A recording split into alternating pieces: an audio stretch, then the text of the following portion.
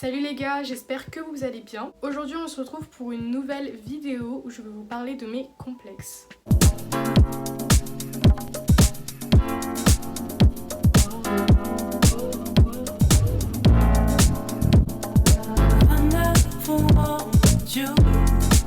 Donc là, comme vous pouvez le constater, je suis moins maquillée que d'habitude. Mais c'est tout simplement parce que mes plus gros complexes se trouvent... Généralement, je les cache avec le maquillage. Mon premier complexe, ça l'est plus trop aujourd'hui, mais c'est mon acné. En fait, quand j'étais petite, j'ai eu de l'acné moyennement sévère et ça a commencé vraiment fin primaire, c'est-à-dire que à la rentrée de 6ème, je suis arrivée avec plein de boutons sur le visage. Souvent, je recevais des moqueries, des blagues de mauvais goût. Je complexais, voilà, je me sentais moche, je me sentais mal à l'aise. Je perdais petit à petit confiance en moi. Je suis allée voir ma mère, je lui ai expliqué tout ça et on allait voir un dermatologue. Le premier traitement ne fonctionnait pas trop. On est parti voir un autre dermatologue. Là, j'ai pris un traitement un peu plus high level. Je prenais des médicaments qui étaient d'ailleurs dégueulasses, mais quand je vous dis dégueulasses. Du coup, nouveau traitement qui était un peu plus fort et qui a fonctionné. Mais le problème, c'est que ça fonctionne sur le moment en fait.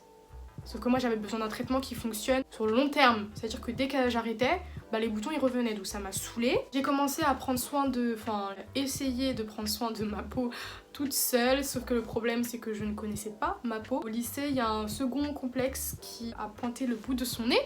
On était avec un groupe de potes à la récréation et il y a un autre pote qui est arrivé, il nous a tous salué, checké, fait la bise et tout, sauf que moi il me checkait. Moi je suis le genre de personne très chiante qui n'aime pas checker. Que ça soit un mec ou une meuf, j'aime pas checker. J'ai besoin de plus de proximité, tu vois. Pourquoi tu me fais pas la bise et tout, arrête de me checker. Et il me sort quoi?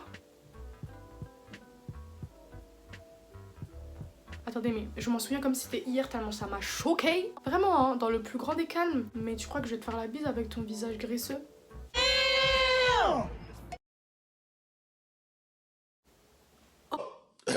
On peut pas accepter. Oh, mais quelle audace! NAO. Ouh, ça picote. Mon égo, il a été mais giflé. Ah, il a voulu faire son intéressante, on a rigolé. Moi de même, hein, mais c'était un rire nerveux. 3 jours après, il y a un autre pote, il m'a tapé la bise, il m'a regardé comme ça, il m'a dit: oh mais t'as le visage ensoleillé aujourd'hui, Sarah. Ça se passe comment là? On va m'en faire tous les 3 jours des blagues comme ça? Je ne suis pas d'accord. Ça a été un complexe, pourquoi? Parce que moi j'y prêtais pas attention, vraiment. Je voyais que j'avais la peau, c'est un peu glowy, mais justement je voyais ça comme du glowy, que de la peau grasse. Je pensais qu'elle était en bonne santé. De la façon dont il l'a dit, c'était comme si je le dégoûtais. Je me suis sentie un peu sale, même si c'est un truc qui est un peu parti, c'est quand même un complexe pour moi. C'est-à-dire que des fois je fais ça, genre...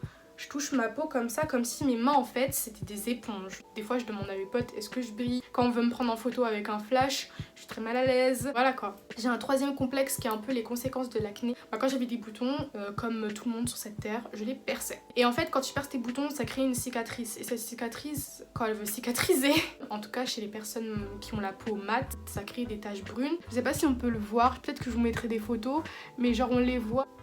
J'ai des taches en fait. Donc c'est, pour moi, très disgracieux sur mon visage.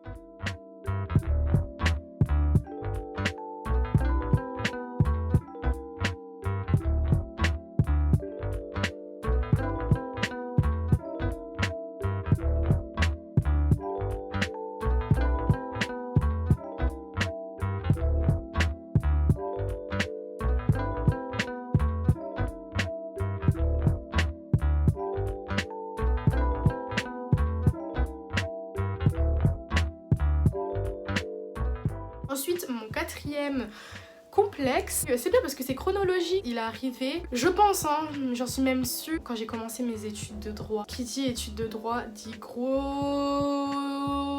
masse de travail. En plus, moi, comme je suis une grosse folle, je travaillais le week-end au McDo. Donc, résultat des courses, j'avais 0 moment pour dormir. Et du coup, j'ai commencé à avoir des putains de cernes, sa mère. C'est archi creusé ici. Et là, on le voit pas avec la ring light. Mais je vous assure que sous mes yeux, c'est ultra sombre. J'ai l'air d'un panda. c'est...